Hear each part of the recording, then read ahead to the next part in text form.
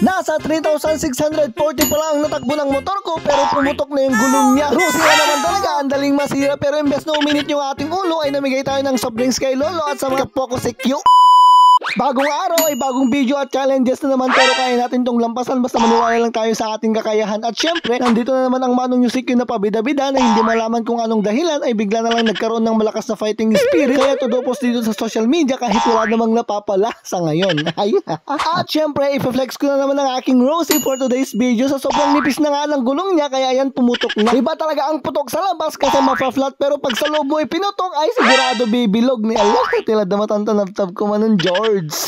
Kung mapapansin nyo nga ay nasa 3,640 pala ang natakbo ng motor ko pero pudpud na yung gulong niya. Pero okay lang yan pag araw-araw nagagamit ay mapupudpud at malalaspag talaga. Pero ang kagandahan sa Rosie ko, ako lang yung gumagamit sa kanya. Hindi gaya ng jowa mo na nagmamaganda na araw-araw iba-iba yung gumagamit at lumalaspag sa kanya. Nila, nagbainin George. At mega love shoutout nga rin pala kay Sir Romulo Peralta na nagpahiram sa atin ng kanyang motor. Dahil nga sa kanya ay nakauwi na kami at sa wakas sa pagkakataon na to ay magagamit na naman namin ang aming legendary smash. At buti na lang sa akong sikyo na laging handa kaya yan meron akong interior na reserva. At binuksan ko na nga rin pala ang aking mahiwagang box para kunin yung tools na aming kailangan. At sa daan nga ay nagyaya si Mrs. ng karera pero sabi ko sa kanya sige lang mauna ka na kasi nga pagdating sa away siya naman yung laging panalo at laging tama nila. Baka mabuyan na, delikado na damdama. Sorry na agad-agad na. At pagkabalik nga namin sa aming Rosie so sobrang init ng panahon parang ako nila feeling. Tinakpan ko muna yung tangke niya at agad-agad ko na nga rin binaklas yung gulong niya. Yung introduction ko kanina na Rosie talaga ay madaling masira, hindi yung totoo. Ano ba? Normal lang talaga sa motor ang maflatan. Ikaw nga, yung ilong mo flat na yan kahit kulangot lang yung laman, o diba?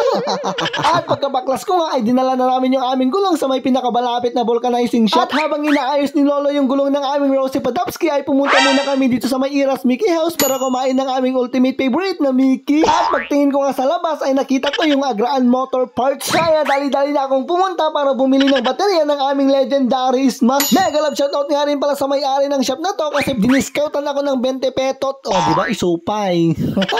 Pagkabalik ko nga sa Iras Mickey House ay meron na yung order namin na Mickey. At kung hindi ganito ka-sweet yung jowa mo o asawa mo ay good luck na lang sa'yo. Dahil okay sa ba, napudot nga yan. Ay apa, sige sub-sub ka. Tapos ang ko nakita na sinit mo lagayam isuna. Ay apoy. Tapos agin-agin pupuyot ka no. Tapos insubo na kanyak, nagnanam suna. Pagkatapos nga naming magmerienda ay nag-take out kami ng soft drinks. Binigay namin kay Lolo kasi nararamdaman ko na sobrang hot ko na talaga. Binigyan ko nga rin pala yung aking tropa bilang pasasalamat sa kanyang kabutiang loob na nagpahiram sa amin ng kanyang motor. At dali-dali ko na ang sinalpak yung aming goma at sa wakas nakauwi kami ng ligtas. At pinalitan ko na nga rin pala ng baterya yung aming legendary smash. At kung nanonood ka pa rin hanggang ngayon, maraming salamat po. Kung maaari ay pa-comment kung saan lugar nyo para malaman ko kung saan umabot tong video na to at kung pwede palambing pa-share na rin. Salamat po sa panonood. See you in next video. Babush! Mabalin man aglong riding!